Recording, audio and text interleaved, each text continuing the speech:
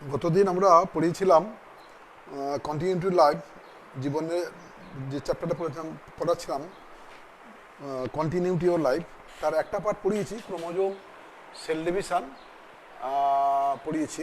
আজকে পড়াবো জনন, রিপ্রোডাকশন। তা জনন, প্রথমে তাহলে আমরা ডেফিনেশন জানবো যে কাকে বলে। ডেফিনেশন: জনন হচ্ছে একটা বায়োলজিক্যাল পদ্ধতি, জৈবিক পদ্ধতি, যে পদ্ধতিতে জীব তার নিজের বৈশিষ্ট্য সম্পন্ন অপত্য তৈরি করে বংশধারাকে বজায় রাখে। আমরা জানি বংশবিস্তার বা জনন প্রত্যেকটা জীবের একটা জৈবিক বৈশিষ্ট্য, বায়োলজিক্যাল ক্যারেক্টার্স। তা আমরা সংজ্ঞাটা জানবো যে জৈবিক পদ্ধতিতে জীব তার নিজ সত্তা ও আকৃতি বিশিষ্ট অপত্য জীব সৃষ্টি করে জীবনধারাকে বজায় রাখে, তাকে জনন বলে। জননের পরে ডেফিনেশনের পরে পড়বো টাইপস, মানে কত ধরনের জনন হয়।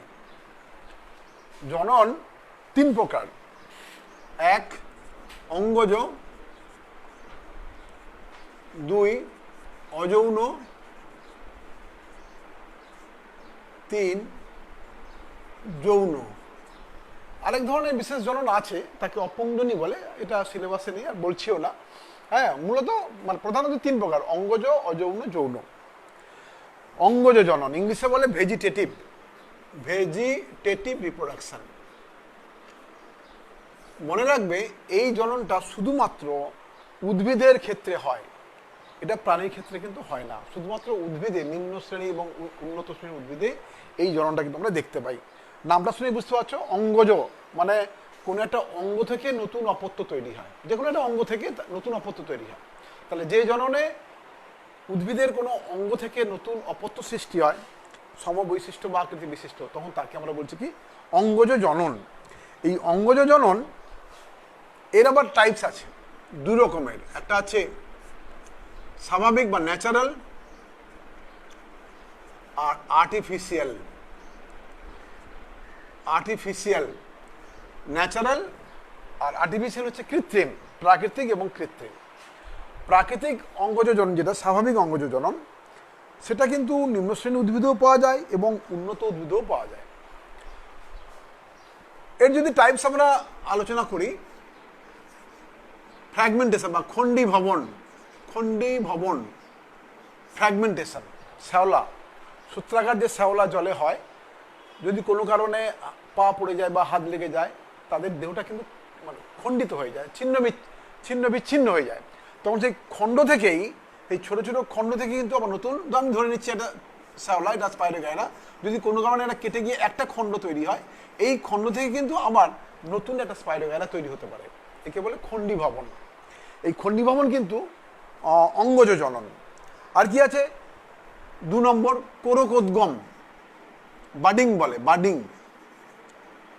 ইস্ট বলে একটা ছত্রাক আছে, এককোষী ছত্রাক, ইস্ট। সেই ইস্টের বডি থেকে, দেখতে কিছুটা এরকম, এই বডি থেকে এরকম ছোট্ট করে একটা বার্ড তৈরি হয়, কোরক। এই কোরকটা যখন তৈরি হয়, তখন আস্তে আস্তে এর মধ্যে সাইটোপ্লাজম যায়, নিউক্লিয়াস যায়, গিয়ে এটা একটা পূর্ণাঙ্গ ইস্টের মতো আকার নেয় এবং এটা দেহ থেকে বিচ্ছিন্ন হয়ে গিয়ে একটা অপত্য ইস্টই তৈরি করে। একে বলে কোরকোদ্গম। এই কোরকোদ্গম আমরা পাই কোথায়?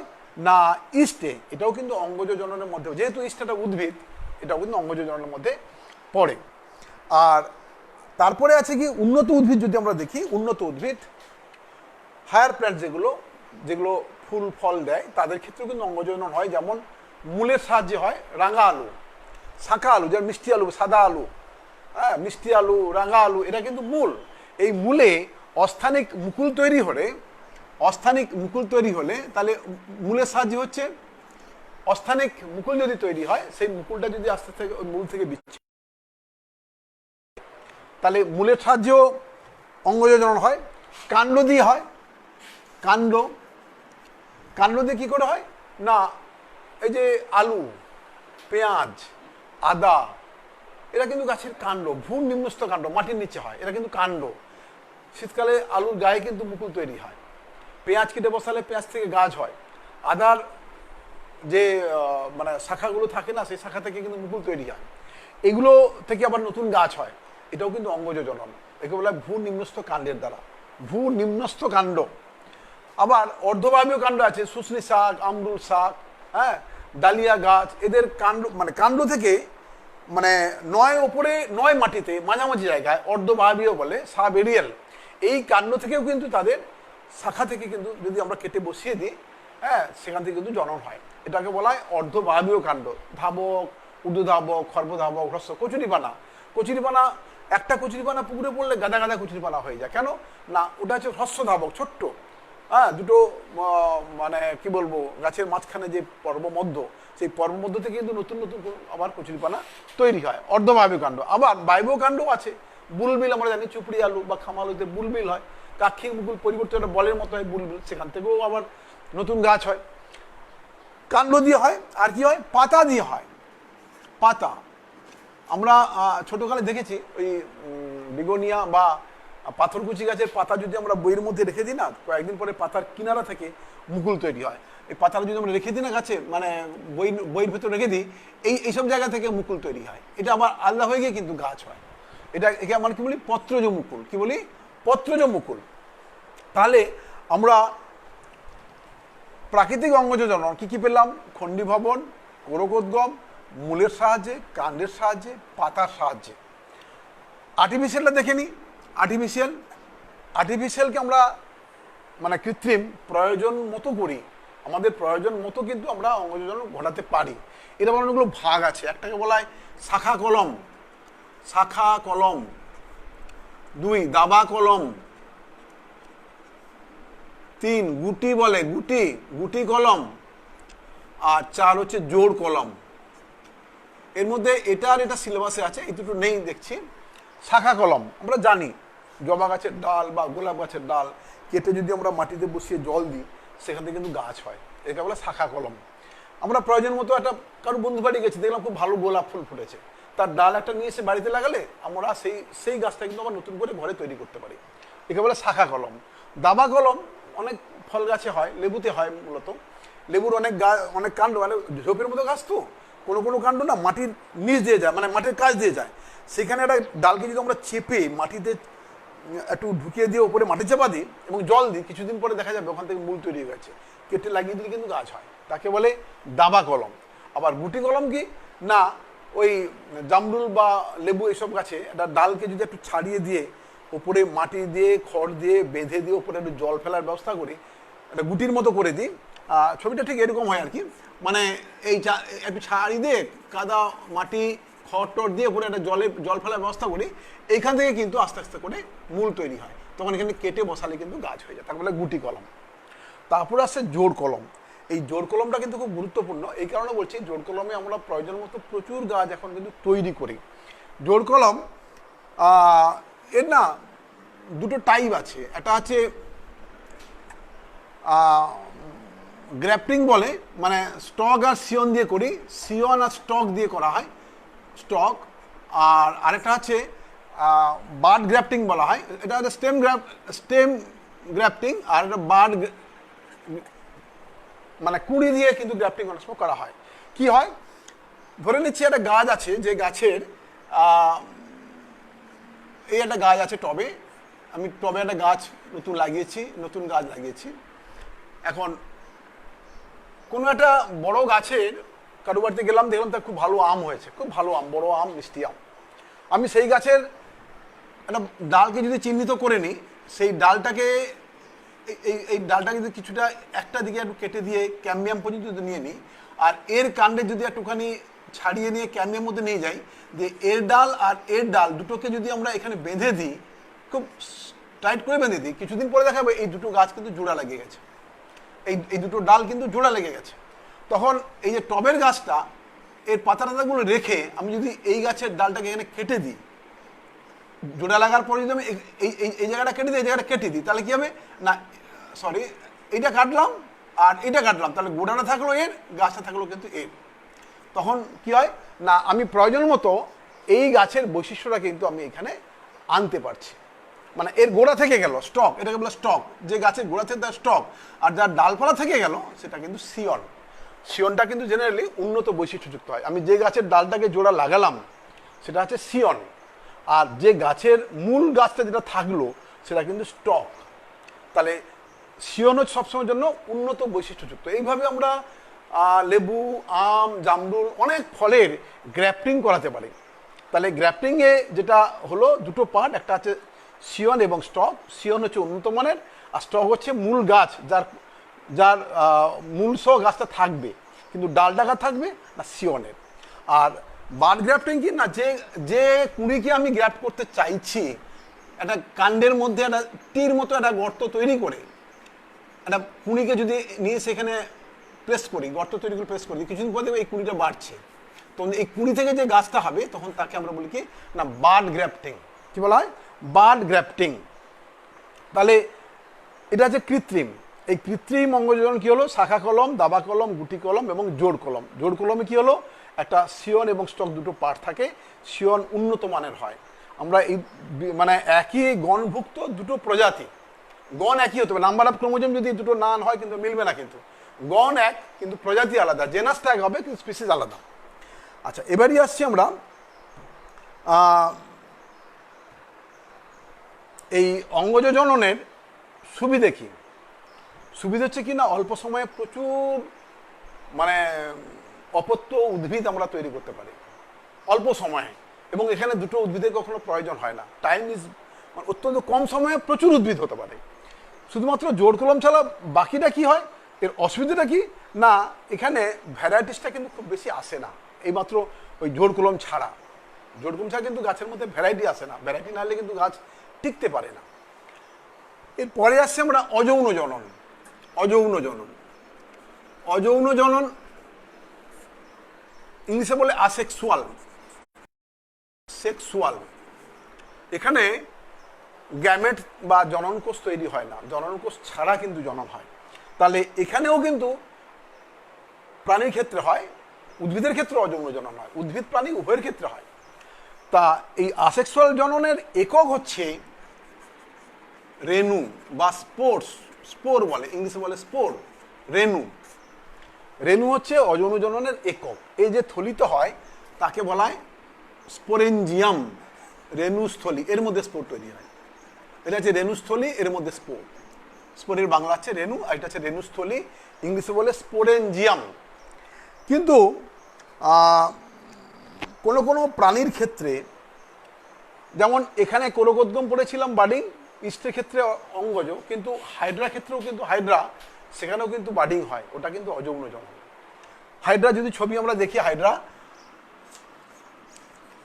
এখানে একটা বার্ড যদি তৈরি হয়, এই বার্ড তৈরি হলো, এখানে কোর্সিকা তৈরি হলো, এই বার্ডটা যদি আলাদা হয়ে যায় তাহলে কিন্তু আবার নতুন করে হাইড্রা তৈরি হয়। এটা কিন্তু বার্ডিং, এটা কিন্তু অযৌন জনন। আবার এককোষী প্রাণী অ্যামিবা, প্লাজমোডিয়াম, এদের ক্ষেত্রেও কিন্তু অযৌন জনন হয়। কি হয় না, দ্বিবিভাজন। দ্বিবিভাজন,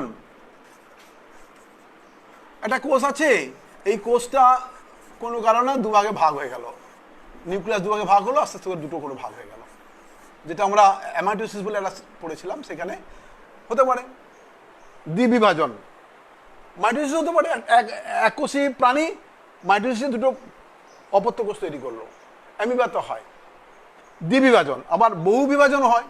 হ্যাঁ, বহু বিভাজন কখন হয় না, কখনো কখনো যদি পরিবেশ যদি কি হয় না প্রতিকূল হয়, তখন এই অ্যামিবাতে কি হয়, চারদিকে একটা প্রাচীর তৈরি হয়, শক্ত প্রাচীর, তাকে সিস্ট বলে, এবং নিউক্লিয়াসটা বারবার ডিভাইড করে এক গাদা নিউক্লিয়াস তৈরি করে, এক গাদা নিউক্লিয়াস, এবং এই নিউক্লিয়াসগুলো অল্প সাইটোপ্লাজম নিয়ে একটা কোষ তৈরি করে।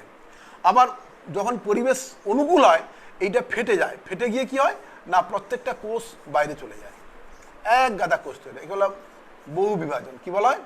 বহু বিভাজন। তাহলে দ্বিবিভাজন, বহু বিভাজন, এটাও কিন্তু প্রাণীর ক্ষেত্রে এটা হচ্ছে অযৌন জনন। আর কি না, রেণুর কথা আগে বলেছি, এই রেণু অনেক ধরনের হয়। কনিডিয়া বলে একটা নাম আছে, হ্যাঁ, কনিডিয়া বা কনিডিওস্পোর। আবার ফার্ন বলে একটা গাছ আছে, ফার্ন, ফার্নের পাতার নিচে দেখলে দেখা যাবে, এই পাতার নিচে এই গোল গোল গোল কিছু কিছু অংশ থাকে, একে বলা হয় সোরাস বলে, এর মধ্যে রেণুস্থলী থাকে, তার মধ্যে রেণু তৈরি হয়, তার থেকেও গাছ হয়, তার থেকেও নতুন উদ্ভিদ হয়। হ্যাঁ, তাহলে সোরাস মানে ফার্নের ক্ষেত্রেও অযৌন জনন হয়। আবার কিছু কিছু শৈবাল আছে যাদের ক্ষেত্রে জুস্পোর তৈরি হয়, রেণু, চলো রেণু বলে, ফ্লাজেলা থাকে, জুস্পোর, এই জুস্পোর থেকেও কিন্তু নতুন উদ্ভিদ তৈরি হয়। উলোথ্রিক্সে হয়, অনেক শৈবাল আছে যাদের ক্ষেত্রে জুস স্পোর থেকে বা চলরেণু থেকে কিন্তু অযৌন জনন হয়। আবার কোনো কোনো ক্ষেত্রে এই যে রেণু আঁকলাম, এখানে এঁকেছিলাম রেণু, এই যে রেণু, এই রেণু কিন্তু কোনো ফ্লাজেলা নেই, এই যে চাবুকের মধ্যে ফ্লাজেলা নেই, একে বলা অ্যাপ্লেনোস্পোর, অচল রেণু। তাহলে চলরেণু দিয়ে হয়, অচল রেণু দিয়ে হয়, কনিডিয়া দিয়ে হয়, দ্বিবিভাজন হয়, বহু বিভাজন হয়। আবার কোনো কোনো প্রাণীতে কোনো অঙ্গ কেটে গেলে না সেটা পুনরায় তৈরি হয়, তাকে বলে পুনরুৎপাদন, রিজেনারেশন। কিরকম বললাম? Regeneration, regeneration. চাপটা কৃমি আছে প্ল্যানেরিয়া বলে, তার কোনো অঙ্গ যদি কেটে যায় না, সে কিন্তু পুনরায় আবার তৈরি করে। আমরা শুনেছি টিকটিকির লেজ খসে গেলে আবার তৈরি হয়। তা এই পদ্ধতিগুলো রিজেনারেশন। এইভাবে কিন্তু অযৌন জনন সম্পন্ন হয়। এরপরে আসছি আমরা যৌন জনন। যৌন জনন কাকে বলবো না, যেখানে গ্যামেট উৎপন্ন হয়, যে পদ্ধতিতে gamete, male gamete female gamete বা দুটো গ্যামেটের মিলনে জাইগোট থেকে নতুন প্রাণী তৈরি হয় বা উদ্ভিদ তৈরি হয়, তাকে বলা হয় যৌন জনন। যে জনন পদ্ধতিতে গ্যামেট উৎপাদনের মাধ্যমে নিষেকের মাধ্যমে জাইগোট উৎপাদন হয় এবং সেই জাইগোট থেকে নতুন উদ্ভিদ বা প্রাণী তৈরি হয়, তখন তাকে আমরা বলি কি যৌন জনন। যৌন জনন তাহলে গ্যামেট উৎপন্ন হয়। তাহলে যৌন জননের একক কি হবে? যৌন জননের একক কি হবে? যৌন জননের একক না গ্যামেট। যৌন জননের একক হচ্ছে গ্যামেট। গ্যামেট হচ্ছে যৌন জননের একক। দুটি গ্যামেটের মিলনে কিন্তু জাইগোট হয়। এখন এই যে দুটো গ্যামেট, মেল এবং ফিমেল, যদি একই রকম দেখতে হয়, তখন তাকে বলা হয় আইসোগ্যামি। কি বলা হয়? আইসোগ্যামি। যদি একটু আকারে বড় ছোট হয়, তখন তাকে বলা অ্যানাইসোগ্যামি। অ্যানাইসোগ্যামি। আর যদি শুক্রাণু ডিম্বাণুতে আলাদা হয়ে যায়, তখন তাকে বলা হয় উগ্যামি। কি বলবো? উগ্যামি। তার মানে এই যে দুটো গ্যামেটের মিলন, দুটো গ্যামেটের যে মিলন, মেল অ্যান্ড ফিমেল, মেলের চিহ্ন এই, ফিমেলের চিহ্ন এই, এদের মিলনকে বলা হয় সিনগ্যামি। কি বলা হয়? সিনগ্যামি। এই সিনগ্যামি তিন ধরনের: আইসোগ্যামি, অ্যানাইসোগ্যামি এবং উগ্যামি। আইসোগ্যামিতে মিলিত গ্যামেটদ্বয় কিন্তু দেখতে একই রকম। অ্যানাইসোগ্যামিতে গ্যামেটদ্বয়, যদি আমি ছবি আঁকি এখানে, এই যেটা হচ্ছে আইসোগ্যামি, এই গ্যামেট, এই গ্যামেট, এটা হচ্ছে আইসোগ্যামি। আবার একটা বড় একটা ছোট, তখন বলবো অ্যানাইসোগ্যামি। একটা ডিম্বাণু একটা শুক্রাণু, তখন তাকে বলবো কি উগ্যামি। উগ্যামি, আইসোগ্যামি, অ্যানাইসোগ্যামি। এই দুটো গ্যামেটের যে মিলনের যে জাইগোট, তাকে বলা হয় নিষেক। তাকে কি বলা হয়? নিষেক। তাকে বলা হচ্ছে কি নিষেক। এই নিষেকে জাইগোট উৎপন্ন হয়। এই জাইগোট যদি ডিপ্লয়েড প্রাণী হয়, সেটাই বৃদ্ধিপ্রাপ্ত হয়ে নতুন অপত্য দেয়।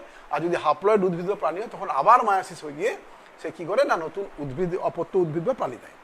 এবার যৌন জননে উপর ভিত্তি করে না আমরা প্রাণীকে বা উদ্ভিদকে ভাগ করতে পারি। কি ভাগ করতে পারি না, তাহলে যৌন জননে মেল ফিমেল দুটো লাগে।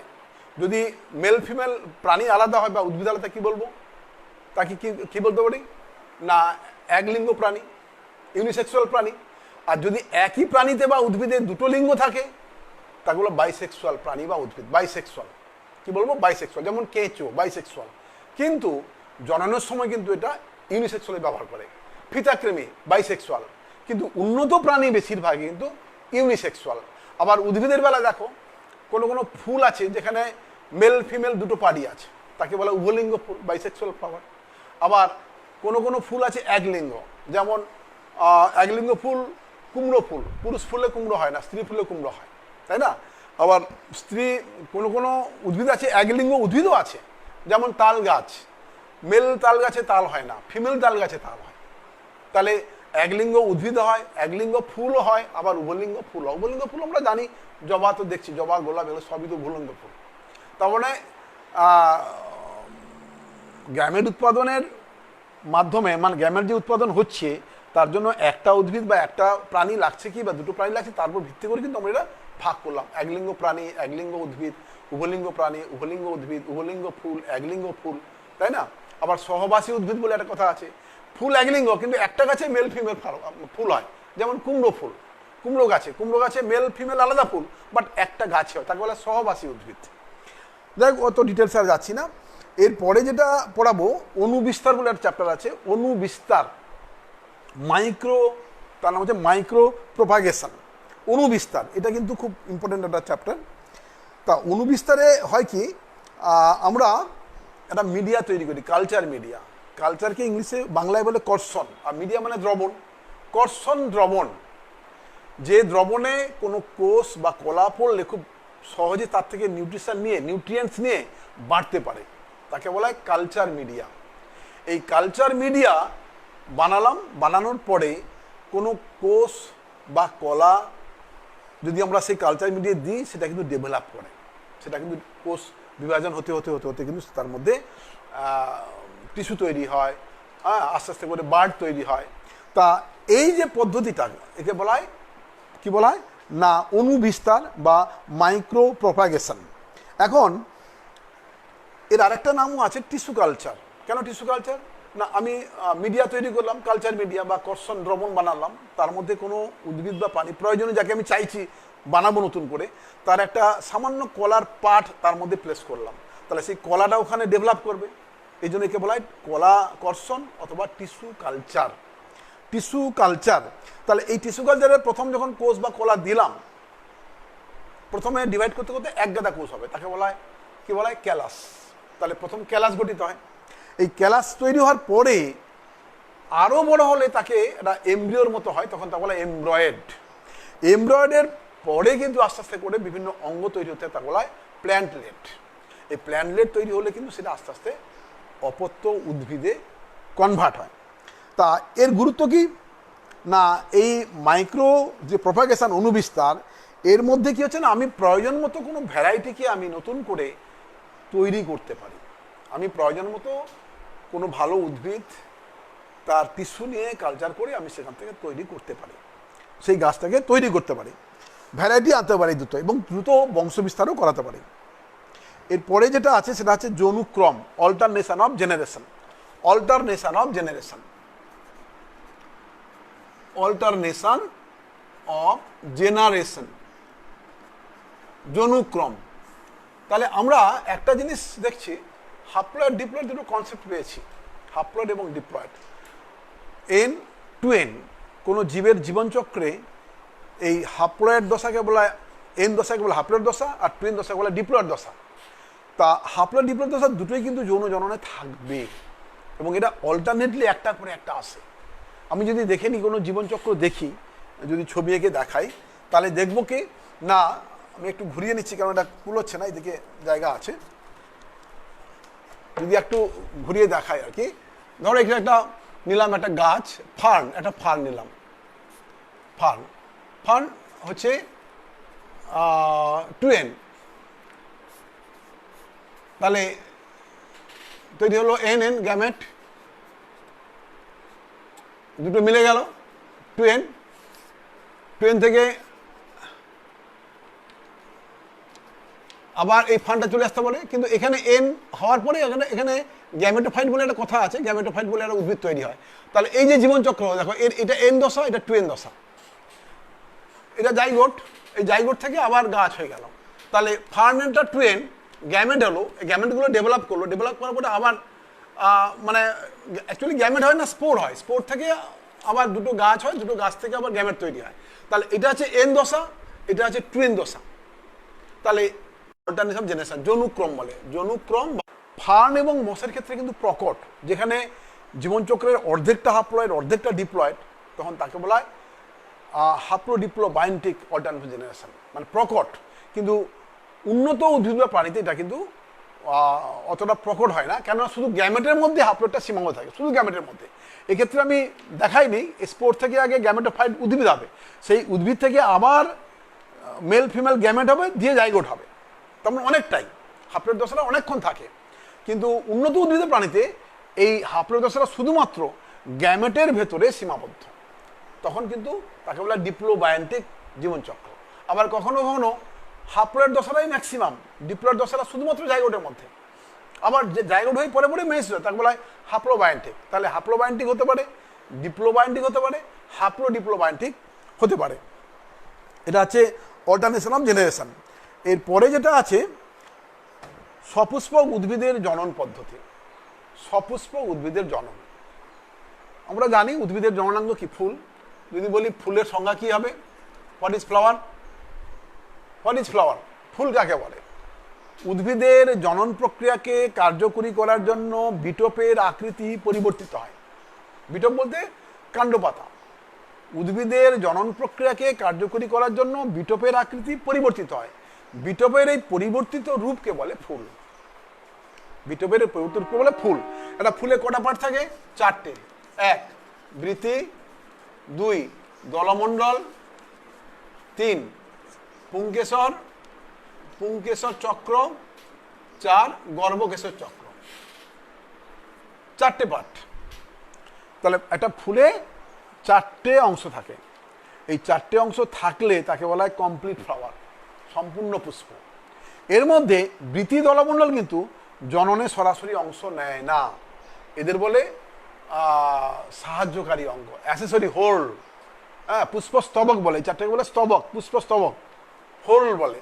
তা এর মধ্যে বৃতি আর দলমণ্ডলকে বলে অ্যাসেসরি হোল, আর এই দুটোকে বলে কিন্তু এসেনশিয়াল, অত্যাবশ্যক অঙ্গ বা হোল বা স্তবক। কেন না? এই দুটো না হলে কিন্তু যৌন জনন হয় না। আমি আগেই বলেছি, কোনো ফুলে শুধু এটা থাকে, কোনো ফুলে শুধু এটা থাকে, কোনো ফুলে দুটোই থাকে, তাই না? আবার কোনো ফুলে যেটা নিউট্রাল ফ্লাওয়ার কোনোটাই থাকে না, হতে পারে।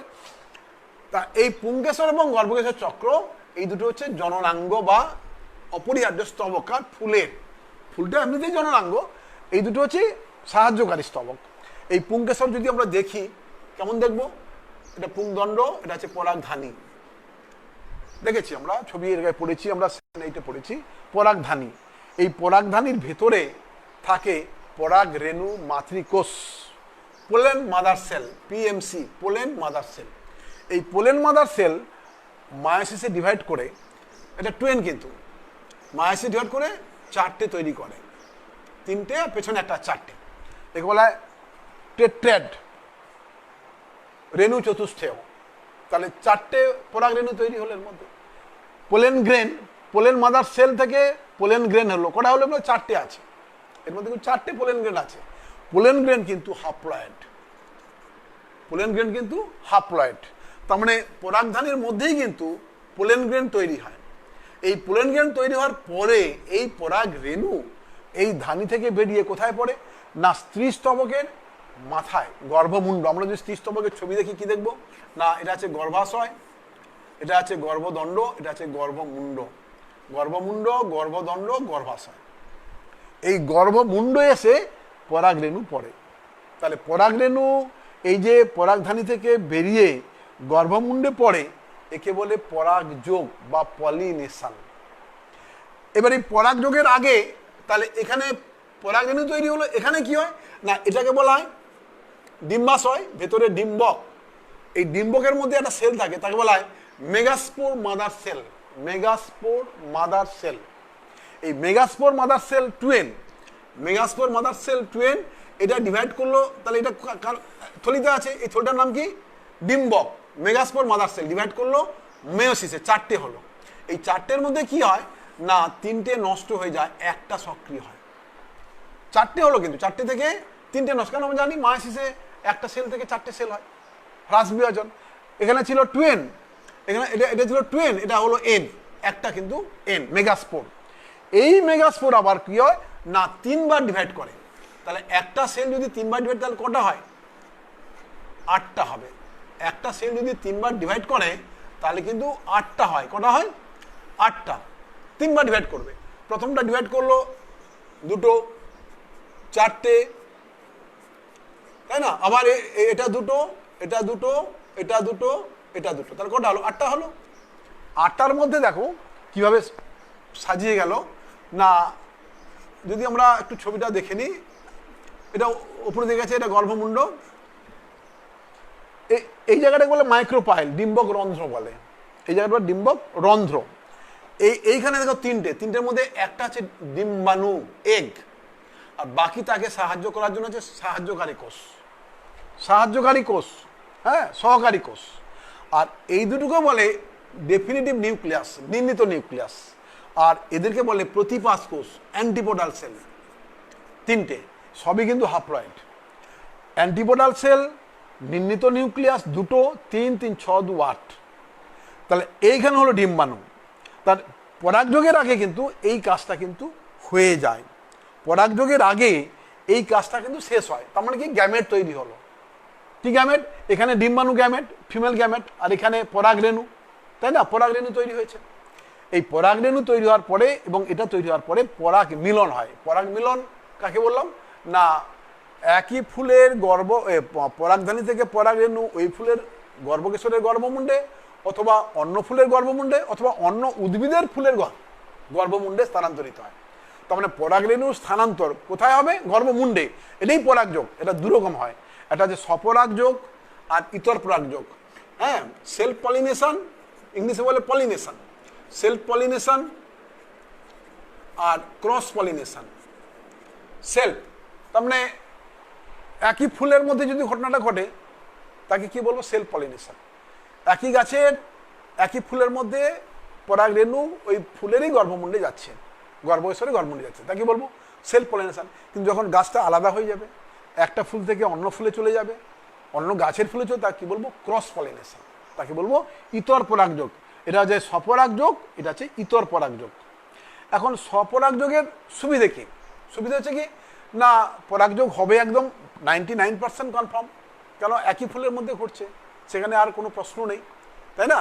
এখানে মানে 100% সম্ভাবনা থাকে পলিনেশন হওয়ার এবং খুব সহজে ফল বীজ তৈরি হওয়ার। এবং এখানে কাউকে কোনো এজেন্টের উপর নির্ভর করতে হয় না। মানে পরাগরেণুকে কেউ নিয়ে যাবে, বয়ে নিয়ে যাবে অন্য জায়গায়, সেই নির্ভরতা কিন্তু থাকে না। হ্যাঁ, আর এক্ষেত্রে কি হবে? উল্টোটা। এর অসুবিধা কি না, হবে কি না সম্ভাবনা কম থাকে, যেহেতু একই ফুলে হচ্ছে না। আবার কি না, অনেক সময় পরাগরেণুকে নিয়ে যাওয়ার জন্য বাহকের উপর নির্ভর করতে হয়। আবার সুবিধাটা কি? এর সুবিধা কি না, ক্রস পলিনেশনে কিন্তু বৈশিষ্ট্যের চেঞ্জ হয়, যেহেতু অন্য ফুলে গিয়ে পড়ছে, সেখানে কিন্তু উৎপন্ন উদ্ভিদ অনেক সময় খুব শক্ত হয়। কিন্তু এই সেলফ পলিনেশনে কিন্তু বৈচিত্র্য ঘটে না বলে মানে ধীরে ধীরে সেই উদ্ভিদটা কিন্তু দুর্বল হয়ে পড়ে, এই প্রকৃতিতে পরিবর্তিত পরিবেশে দুর্বল হয়ে পড়ে। ক্রস পলিনেশনে বাহকের উপর নির্ভর করতে হয়। বাহক, ক্যারিয়ার। কে কে ক্যারিয়ার আছে? এক, এয়ার বলে একটা ক্যারিয়ার আছে, এয়ার, বাতাস, অ্যানিমোফিলি বলে এটাকে, অ্যানিমোফিলাস। তাহলে বাতাসের সাহায্যে পরাগরেণু পরাগধানী থেকে বেরিয়ে গর্ভমুণ্ডে যাবে। তাহলে বাতাসের সাহায্যে যদি পরাগরেণু যায়, তাহলে সেই ফুলের বৈশিষ্ট্য কি হতে পারে? ধানে হয়, গমে হয়। ধান গম কিন্তু হয়। এক্ষেত্রে তাহলে কি হবে না, পরাগধানীটা খুব ওপেন, প্রচণ্ড ওপেন, তাই না? পরাগরেণুগুলো খুব সূক্ষ্ম হবে, হালকা হবে, ফুলের কোনো গন্ধ থাকে না। কেন গন্ধ থাকে না? পতঙ্গের প্রয়োজন নেই, তাই না? এবং পরাগধানীগুলো বাতাসে ভাসতে পারে এবং পরাগরেণু খুব হালকা হয়। কখনো কখনো পরাগরেণু ডানাযুক্ত হয়, পাইন গাছের পরাগরেণু ডানাযুক্ত হয়, উইং থাকে, উইংয়ের দ্বারা ভেসে ভেসে চলে যায়। হ্যাঁ, তাহলে একে বলে অ্যানিমোফিলাস, বায়ু পরাগী। জল পরাগী হয়, ওয়াটার হয়, ওয়াটার, পাতা সালাতে হয়, পাতা ঝাঁঝিতে পাতা সালাতে হয়। এক্ষেত্রে কি হবে? হ্যাঁ, পরাগরেণু হালকা হবে, নিশ্চয়ই হালকা হবে, হালকা হতেই হবে, তাই না? এবং জলে ভাসতে পারবে, ভেসে ভেসে যাবে। কিন্তু আবার এইসব ফুলের ক্ষেত্রে তাদের গর্ভদণ্ডটা লম্বা হয়। কেন? পরাগরেণু জলে ভাসছে, যদি গর্ভমুণ্ড যদি জলের তলায় না আসে, উপরিতলে, তাহলে তো পরাগরেণু আটকাতে পারবে না। এই জন্য এদের গর্ভদণ্ডটা লম্বা হয়ে যায়। আবার পরাগমিলন হলে আবার ছোট হয়ে নিচে নেমে আসে। আচ্ছা, পতঙ্গ পরাগী হয়। হ্যাঁ, অ্যান্টোমোফিলাস, অ্যান্টোমোফিলাস পতঙ্গ পরাগী। আমি জানি প্রজাপতি, বিভিন্ন পতঙ্গ মধু খায়, মধু খাওয়ার সময় তাদের ডানাতে পরাগরেণু জুড়ে যায়, অন্য ফুলে গেলে সেখানে পরাগমিলন হয়। এইসব ক্ষেত্রে ফুল কেমন হয়? খুব সুগন্ধযুক্ত হয়, কালার হয়, রঙিন হয়। রঙিন হলে পতঙ্গ আকৃষ্ট হয়, তাই না? পতঙ্গ পরাগী। আবার পক্ষী পরাগী হয়। হ্যাঁ, অর্নিথোফিলাস পরাগী। হ্যাঁ, পক্ষী পরাগী কি হয় না, সেক্ষেত্রে সুমিষ্ট হয়, ফুল সুমিষ্ট হয়, ফলটা সুমিষ্ট হয়, ফলের মধ্যে দেখতে ফলের মতো হয় বলে পাখি তাকে খায়। সেই পাখি অন্য কোথাও গিয়ে বসলে সে স্থানান্তরিত হয়ে গিয়ে সেখানে পরাগমিলন ঘটায়। অনেক আছে। হ্যাঁ, তা এতগুলো টাইপ আছে, আরও আছে, আমি আর বলছি না, এই কয়েকটাই বললাম। তাহলে কি কি বললাম? জল পরাগী, বায়ু পরাগী, পতঙ্গ পরাগী, পাখি পরাগী। হ্যাঁ, পক্ষী পরাগী, পলাশ ফুলে হয়, এটা হয়, শিমুল ফুলে হয়, এটা আমে হয়, অ্যান্টোমোফিলাস আমে হয়, সূর্যমুখীতে হয়, পাতা ঝাঁঝিতে হয়। হ্যাঁ, পাতা ঝাঁঝিতে হয়, পাতা শ্যাওলাতে হয়, এটা বলে ধান গমে হয়, ওই বায়ু পরাগী। এরপরে আসছি তাহলে পরাগযোগ হয়ে গেল। পরাগযোগের পরে কি হয় না, পরাগযোগের হওয়ার পরে এই পরাগ রেণুটা এখানে পড়লো, এখান থেকে পড়ার পরে কি হয় না, পরাগ নালী তৈরি হয়। পরাগ নালী, এখান থেকে একটা রস বেরোয়, মিউসিলেজ বলে একটা রস বেরোয়, সেই রসে সিক্ত হয়ে গিয়ে এখানে পরাগ রেণু অঙ্কুরিত হয়ে গিয়ে পরাগ নালী তৈরি করে। এর ভেতরে কি আছে, ডিম্বক, এটা আছে ডিম্বক ত্বক, এটা আছে ডিম্বক ত্বক, এটা আছে মাইক্রোপাইল বা ডিম্বক রন্ধ্র, এখানে আছে ডিম্বাণু, ডিম্বাণুর পাশে দুটো কোষ আছে, এখানে দুটো কোষ ছিল মিলে একটা হলো, এখানে তিনটে হলো, তাই না? এখানে দুটো এন, এখানে এঁকেছিলাম এন প্লাস এন, দুটো মিলিয়ে একটা হয়েছে, ডেফিনিটিভ নিউক্লিয়াস বলে। এবারে এই পরাগ নালিকাটা এই আস্তে আস্তে করে এদিকে এখানে আসছে, এই ভেদ করে করে এখানে আসছে। এই পরাগ নালিকা যখন আসছে তখন এর পরাগ নালিকার ওই পরাগ রেণুর যে নিউক্লিয়াস, এই নিউক্লিয়াসটা কিন্তু আসছে, এর সঙ্গে সঙ্গে সামনে সামনে আসছে। এর প্রথমে ডিভাইড করে নিউক্লিয়াস দিতে, এগুলো টিউব নিউক্লিয়াস বলে, নালিকা নিউক্লিয়াস। এই নালিকা নিউক্লিয়াসে কিন্তু নালিকাটা তৈরি করে। পেছনে যেটা থাকে সেটা হচ্ছে জনন নিউক্লিয়াস, সেটা আবার ডিভাইড করে কি করে না, দুটো পুং গ্যামেট দেয়, দুটো পুং গ্যামেট, দুটো পুং গ্যামেট, দুটো পুং গ্যামেট। এই দুটো পুং গ্যামেটের একটা এসে ডিম্বাণুর সঙ্গে মিলিত হয়, তাহলে ডিম্বাণু এন, পুং গ্যামেট এন মিলে কিন্তু জাইগোট হয়।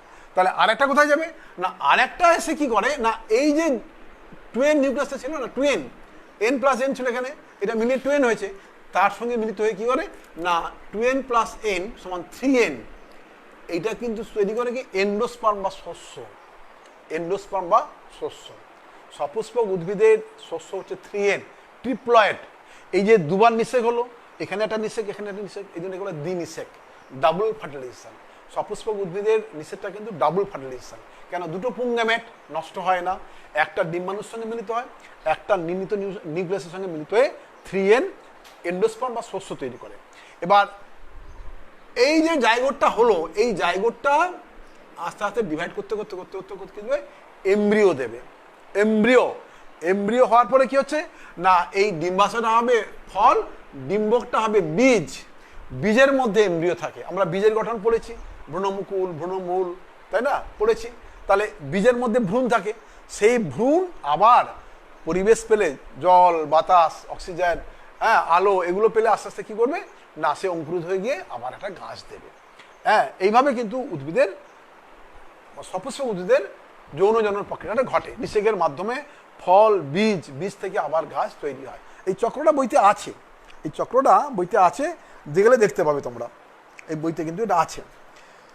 আচ্ছা, তারপরে আমরা আসছি, চলে আসছি আমরা, সপুষ্পক উদ্ভিদ হয়ে গেল, পরাগযোগ, নিষেক, উদ্ভিদ গঠন, বৃদ্ধি ও বিকাশ, growth and development, growth and development, growth and development, growth and development. বৃদ্ধি, এই বৃদ্ধি কাকে বলবো না, জীবের শুষ্ক ওজনের স্থায়ী ঊর্ধ্বমুখী পরিবর্তন হলো বৃদ্ধি। আবার বলছি, জীবের শুষ্ক ওজনের স্থায়ী ঊর্ধ্বমুখী পরিবর্তনকে আমরা বলছি বৃদ্ধি। বৃদ্ধি হচ্ছে অপরিবর্তনীয়, তার মানে কি একবার বৃদ্ধি হলে সেটা কিন্তু আর চেঞ্জ হয় না। তাহলে জীবের শুষ্ক ওজনের ঊর্ধ্বমুখী যে পরিবর্তন তাকে বলছি বৃদ্ধি। এই বৃদ্ধির না তিনটে স্টেপ আছে। কি কি? এক, সেল ডিভিশন, দুই, সেল ইলংগেশন, তিন, সেল ডিফারেন্সিয়েশন। সেল কে বলা হয় সেল ইলংগেশন, সেল ইলংগেশন, আয়তনে বাড়বে। আয়তনে বাড়ার পরে কি হবে না, এই কোষ থেকে কি তৈরি হবে, কলা তৈরি হবে, অঙ্গ প্রত্যঙ্গ তৈরি হবে। এই কলা তৈরি হওয়া এবং অঙ্গ প্রত্যঙ্গ তৈরি হওয়া, যখন সেলগুলো ডিভাইড মানে ডিফারেন্সিয়েট করছে, কোনটা হাত, কোনটা পা, কোনটা চোখ, কোনটা অঙ্গ প্রত্যঙ্গ হবে, আঙ্গুল হবে, ইয়ে হবে, তখন তাকে কিন্তু আমরা বলছি বিকাশ। তার মানে এই স্টেপের লাস্ট স্টেপ যেটা ডিফারেন্সিয়েশন, এটাকে কিন্তু এক কথায় কিন্তু বলা হয় বিকাশ। বিকাশ বলতে কি, নতুন নতুন অঙ্গ তৈরি হওয়া। কিন্তু গ্রোথ হচ্ছে কি, সেল সংখ্যায় বাড়লো, আয়তনে বাড়লো, আয়তনে বাড়ার পরে যখন ও ডিফারেন্সিয়েট করছে বিভিন্ন অঙ্গ প্রত্যঙ্গে, তখন তাকে আমরা বলছি কি বিকাশ। তাহলে বিকাশটা কিন্তু গ্রোথের উপরে নির্ভরশীল। হ্যাঁ, বিকাশ, development is depend on growth, এবং এরা পরস্পরের পরিপূরক। গ্রোথ না হলে বিকাশ হবে না। কখনই হতে পারে না। আচ্ছা, এবারে আসছি আমরা মানব বিকাশের বিভিন্ন দশা। মানব বিকাশের বিভিন্ন দশা। মানব বিকাশের দশা বলতে আমরা জেনারেলি মানুষের জন্ম থেকে মৃত্যু পর্যন্ত আমরা 5 ভাগে দশাটাকে ভাগ করি। একটা আছে সদ্যজাত বা ইনফ্যান্সি, চাইল্ডহুড, অ্যাডোলেসেন্স, অ্যাডাল্টহুড, সিনেসেন্স। সদ্যজাত, শৈশব, কৈশোর, প্রাপ্তবয়স্ক, বার্ধক্য। এখানে যে সদ্যজাত, শৈশব, বয়ঃসন্ধি আর পরিণত দশা এবং বার্ধক্য, এটা আছে সদ্যজাত, শৈশব, বয়ঃসন্ধিকাল, এটা আছে পরিণত দশা, এটা আছে বার্ধক্য। ইনফ্যান্সি স্টেপগুলো ভাগ করে দিচ্ছি। ইনফ্যান্সি 0 থেকে 3 ইয়ার্স, এটা মান্থ।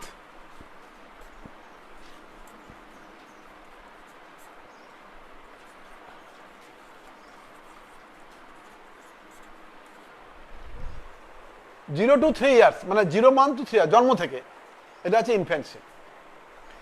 3 থেকে 12 হচ্ছে চাইল্ডহুড, যেই টিনেজ পড়বে, টিনেজ 12 থেকে 20 মানে 13, 14, 15, 16, এই যে টিনেজ, দিস ইজ অ্যাডোলেসেন্স।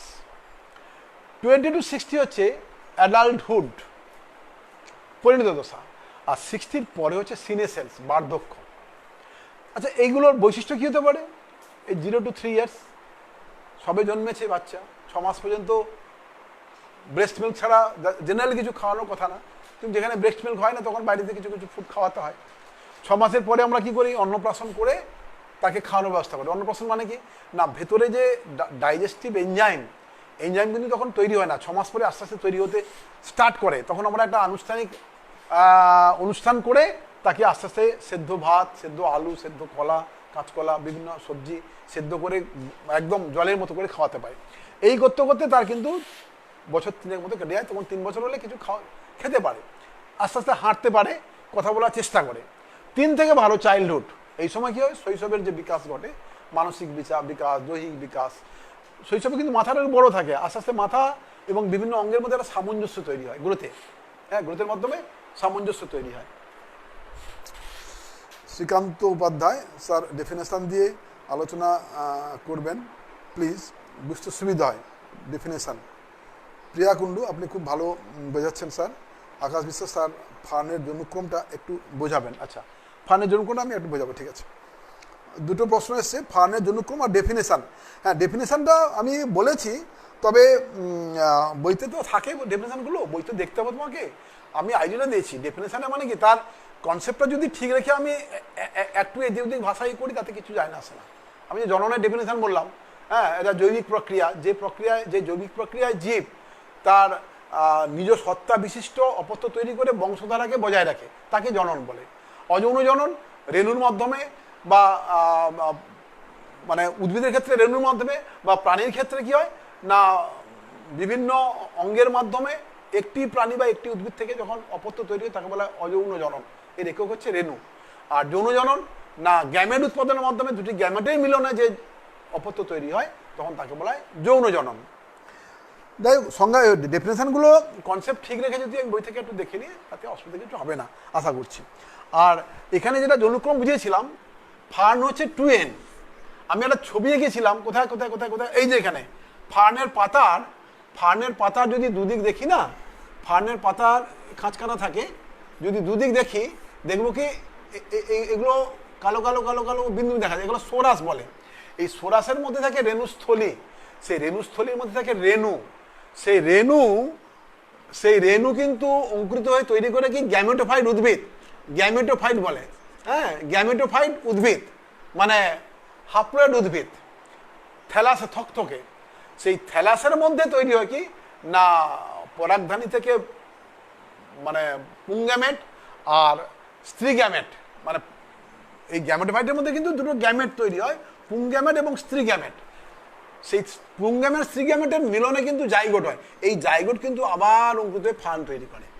তার মানে এখানে আর একটু স্টেপ ছিল, মানে গ্যামেটোফাইটটা আমি দেখাইনি, শুধু ডাইরেক্ট এন আর এন দেখিয়ে দিয়েছি, মাঝখানে কিন্তু গ্যামেটোফাইটটা কিন্তু আছে। গ্যামেটোফাইট উদ্ভিদ, মানে এক্ষেত্রে স্পোরোফাইটও কিন্তু স্বনির্ভর, গ্যামেটোফাইটও স্বনির্ভর, এই জন্য এটা প্রকট। এটা এই জন্য প্রকট কেন, হাপ্লো ডিপ্লোমান্টিক, এটা হাপ্লোয়েডও অর্ধেক দশা, ডিপ্লয়েডও অর্ধেক দশা। এখানে হাপ্লোয়েডটাও কিন্তু স্বনির্ভর উদ্ভিদ, আর স্পোরোফাইটটাও কিন্তু স্বনির্ভর, স্পোরোফাইট। হ্যাঁ, রেণুধর উদ্ভিদ, লিঙ্গধর উদ্ভিদ, একে বলে লিঙ্গধর উদ্ভিদ, আর এটা বলে রেণুধর উদ্ভিদ। হ্যাঁ, এদের মানে যে পুংগ্যামেট তৈরি তাকে বলা হয় কি, অ্যান্থেরেডিয়াম, আর এদের বলা হয় আর্চিগোনিয়াম বা আর্কিগোনিয়াম।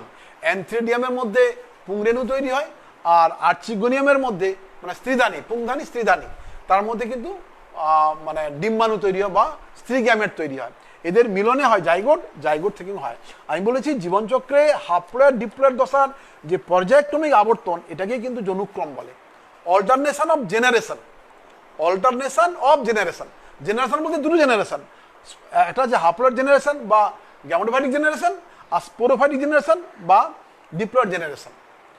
রেণুধর জেনারেশন বা জনু, আর লিঙ্গধর জনু, রেণুধর জনু, এই দুটো জনুর পর্যায়ক্রমিক যে আবর্তন, এটা সমস্ত উদ্ভিদ প্রাণীতে হয়, কিন্তু কোথাও ইনডিস্টিংক্ট, যেখানে শুধু গ্যামেট হয় আর কিছু হয় না, জনুক্রম আছে বাট ইনডিস্টিংক্ট।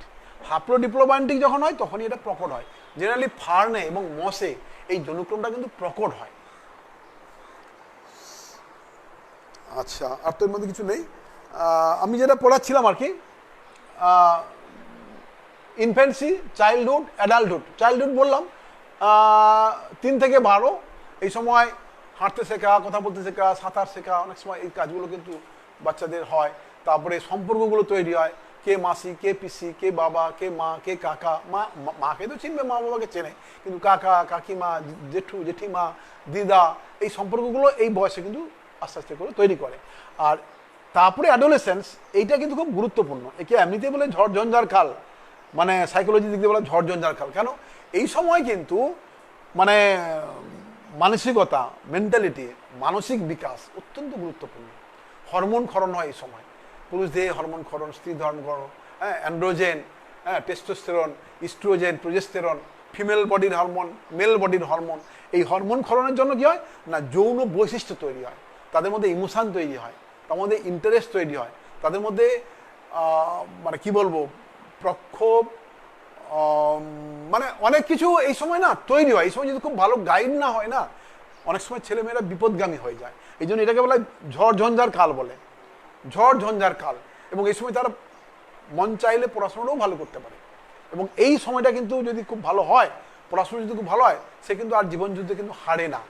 এখানে মনের কন্ট্রোলটা হচ্ছে বিরাট ব্যাপার, কারণ এখানে হরমোনের মাধ্যমে এত গ্রোথ হয়, পিটুইটারি থেকে হরমোন বের হয়, যেটা বডির গ্রোথ, ম্যাক্সিমাম গ্রোথটা এই সময় 12 থেকে 20, মাসেল তৈরি হয়, তাই না, পেশি তৈরি হয়, এবং তার মধ্যে একটা শক্তি, মানে ভিগারাস একটা অ্যাটিটিউড তৈরি হয় এই সময়। আর 20 থেকে 60 হচ্ছে কি না অ্যাডাল্টহুড। পড়াশুনো শেষ করে আমরা কি করি না, কর্মজীবনে ঢুকি, হয় চাকরি বা ঘরের কাজ বা চাষবাস বা কোনো কাজে ঢুকি, এটা কিন্তু কর্মজীবন পুরোটাই। এবং 60 বছরের পরে কিন্তু আস্তে আস্তে আমাদের মাংসপেশিগুলো শিথিল হয়, আস্তে আস্তে কাজের প্রতি ক্ষমতাও কম হয়, জনন ক্ষমতাও কমে যায়। হ্যাঁ, সব দেহ, পুরুষ স্ত্রী দেহ, স্ত্রী দেহ বোধহয় 50-এর পরে আর জেনারেল জনন ক্ষমতা থাকে না, আর পুরুষ দেহ 60-এর পরে কিন্তু কমে যায়। তখন কি হয় না, বার্ধক্য আসে। এই বার্ধক্যের সময় কিন্তু কেউ কেউ কি করেন না, কাজের থেকে অবসর নিলে অন্য কোনো সোশ্যাল ওয়ার্কে যুক্ত হন, অথবা তারা ভোরবেলা বেড়ান, হাঁটেন, যোগব্যায়াম করেন, হ্যাঁ, বা সামাজিক কোনো কাজে যুক্ত হন। এইভাবে মানুষের জীবনটাকে ভাগ করা হয়েছে আর কি। আর আমাদের ইন্ডিয়ান এভারেজ লাইফ স্প্যান হচ্ছে 60, এখন বোধহয় বেড়েছে 70-র কাছাকাছি বা 65। তা এই হচ্ছে মানুষ বিকাশের বিভিন্ন স্তর। এবার আসছি আমরা কিছু কোশ্চেন, যদি কারো থাকে সেটা বলবো। এই চ্যাপ্টারটা যে পড়ালাম, এই চ্যাপ্টারটা পড়ানোর পরে যদি আমি বই ধরে ধরে কোশ্চেনগুলোকে তৈরি করে নিই, কোশ্চেনগুলো যদি আমি তৈরি করে নিই, এই চ্যাপ্টারটা কিন্তু পড়া হয়ে যাবে। যদি কোথাও কোনো মানে থেকে যায়, বোঝার অসুবিধা থাকে, স্কুল খুলে টিচার কাছ থেকে জিজ্ঞেস করে নেওয়া, বা বইটা একটু দেখে নেওয়া, অথবা হায়ার বই একটু দেখে নেওয়া। হায়ার বই দেখে নিলে কিন্তু এইগুলো কিন্তু হয়ে যেতে পারে। আর আমি যেটা বলছিলাম আর কি এই চ্যাপ্টারের মধ্যে যেটা মূল যেটা মানে গুরুত্বপূর্ণ আর কি, প্রথমত হচ্ছে যৌন জননের সংজ্ঞা এবং এর প্রয়োজনীয়তা, তাৎপর্য, অযৌন জননের সংজ্ঞা এবং এর সুবিধে অসুবিধে, তারপরে অঙ্গজ জননের সুবিধে অসুবিধে, জননের সংজ্ঞা, জননের প্রয়োজনীয়তা। জননের প্রয়োজনীয়তা কি? তিনটে প্রয়োজনীয়তা। একটা হচ্ছে কি না বংশবৃদ্ধি, এটা জীবের একটা জৈবিক বৈশিষ্ট্য। তারপরে কি না তার বংশের ধারাকে বজায় রাখা, তাই না? 3 নম্বর নিজের অস্তিত্বকে টিকিয়ে রাখা, বংশের ধারা বজায় রাখা, অস্তিত্বকে টিকিয়ে রাখা। আবার পরিবেশের ভারসাম্য রক্ষা করতে গেলেও জীবের একটা নির্দিষ্ট সংখ্যা লাগে। তাহলে পরিবেশের ভারসাম্য রক্ষা, বংশ বিস্তার, নিজের বংশের ধারাকে বজায় রাখা, অস্তিত্ব টিকিয়ে রাখা, এটা হচ্ছে জননের কি না প্রয়োজনীয়তা। আচ্ছা, আর কি? আর এখানে মাইক্রো প্রপাগেশন, অণুবিস্তার, এটার পদ্ধতি আসতে পারে। তারপরে পদ্ধতি তো আসতেই পারে এবং এর গুরুত্বটাও আসতে পারে। এবং সেখানে টিস্যু কালচার বলতে কী বোঝায়, বা কর্ষণ মাধ্যম বলতে কী বোঝায়, মানে কালচার মিডিয়া কাকে বলে। হ্যাঁ, কালচার মিডিয়া হচ্ছে আমরা এমন কিছু নিউট্রিয়েন্টসের একটা মিডিয়া তৈরি করি, লিকুইড মিডিয়া মানে অর্ধতরল মিডিয়া, যে মিডিয়া থেকে কোনো টিস্যু, সজীব কোষ বা কলা নিউট্রিয়েন্টস নিয়ে সে গ্রো করতে পারে, তাকে বলে কালচার মিডিয়া। আর যেহেতু টিস্যুটাকে কালচার করা হয়, এর বলে কলাকর্ষণ, নামটা হচ্ছে কলাকর্ষণ, একে বলে অণুবিস্তার। আচ্ছা, তার যৌনক্রমটা তো বললাম, সংজ্ঞা বলতে হবে যে কোনো জীবের যৌন জননকারী জীবের জীবনচক্রে হাপ্লয়েড এবং ডিপ্লয়েড দশা অথবা গ্যামেটোফাইটিক এবং স্পোরোফাইটিক দশা অথবা লিঙ্গধর দশা এবং রেণুধর দশা পর্যায়ক্রমিকভাবে আবর্তিত হয়। কোনো একটাকে বাদ দিলে কিন্তু জীবনচক্র সম্পূর্ণ হয় না। এই পর্যায়ক্রমিক যে আবর্তন, হাপ্লয়েড ও ডিপ্লয়েড দশা, একে বলা হয় যৌনক্রম। আচ্ছা, আর থাকছে কি না অঙ্গজ জনন। বইতে একটুখানি অন্যরকম আছে দেখছি, ফ্র্যাগমেন্টেশনে কেউ অযৌন জনন বলে গেছে উদ্ভিদের ক্ষেত্রে, কিন্তু তা নয়। অযৌন জনন উদ্ভিদ প্রাণী উভয় ক্ষেত্রে হয়, কেন স্পোর তৈরি হয়, জুস স্পোর, অ্যাপ্লেনোস্পোর, অনেক রকম স্পোর হয়। স্পোরের প্রচুর টাইপ আছে, এখানে সেটা বলার সুযোগ নেই। কিন্তু উদ্ভিদের ক্ষেত্রে অঙ্গজ জনন শুধুমাত্র উদ্ভিদ, এটা প্রাণীদের ক্ষেত্রে অঙ্গজ জননটা জেনারেলি হয় না। প্রাণীদের ক্ষেত্রে অঙ্গজ জনন তাকে আমরা অযৌন জনন বলি। আর অযৌন জননের সুবিধে অসুবিধে, যৌন জননের সুবিধে অসুবিধে, এটাও জানতে হবে। আর সপুষ্পক উদ্ভিদের যে নিষেক, এর 4টে স্টেপ ভাগ করতে পারে। একটা হচ্ছে কি জননাঙ্গ, ফুলের সংজ্ঞা বললাম, যে উদ্ভিদের জনন প্রক্রিয়াকে কার্যকরী করার জন্য বিটপের আকৃতি পরিবর্তিত হয়, তাকে ফুল বলে। তারপরে কি হবে না পুংকেশর চক্র, গর্ভকেশর চক্রের স্ট্রাকচার। গর্ভকেশর চক্রটা কি গর্ভাশয়, গর্ভদণ্ড, গর্ভমুণ্ড। গর্ভাশয়ের মধ্যে কি আছে? ডিম্বক। ডিম্বকের মধ্যে আছে কি না মেগাস্পোর, মাদারস্পোর বা ডিম্বাণু মাতৃকোষ। আর পুংদণ্ড, পরাগধানী। পুংদণ্ড পরাগধানী মিলে কিন্তু পুংকেশর চক্র। পরাগধানীর মধ্যে কি আছে? Pollen mother sell 2N। মায়োসিসে হবে কি পোলেন গ্রেন N। সেই N গর্ভমুণ্ডে স্থানান্তর হচ্ছে পরাগযোগ। তাহলে প্রথম হলো কি না জননাঙ্গ, তারপর হলো কি না পরাগরেণু গঠন ও স্ত্রীরেণু গঠন, তারপর হলো কি পরাগযোগ, তারপর হলো নিষেক, তারপর হলো বিকাশ বা বৃদ্ধি। মানে নিষেকের পরে হচ্ছে কি বীজ গঠন বা ভ্রূণ গঠন, তারপর হচ্ছে কি ভ্রূণ থেকে নতুন উদ্ভিদ সৃষ্টি। এই কথা স্টেপে ভাগ করে নিলে একটু খুব সহজ হয় আর কি। আচ্ছা, আর কি আছে এখানে, আর বলার কি আছে? আশা করছি এই চ্যাপ্টারটা যেটা গতদিন অর্ধেক পড়িয়েছিলাম, আজকে আর বাকিটা পড়িয়ে কিন্তু আমি শেষ করলাম। এখানে বোধহয় আর দুটো কথা একটু বলে নিই, বইতে আছে, যদি কখনো প্রশ্ন আসে, জানি না কখনো আসে কিনা। এখানে টরুলা বলে একটা কথা আছে, টরুলা দশা বা টরুলা বলে একটা কথা আছে, TORULA, টরুলা। আমি ইস্টের ক্ষেত্রে বলেছিলাম না যে কোরক তৈরি হয়, বার্ড।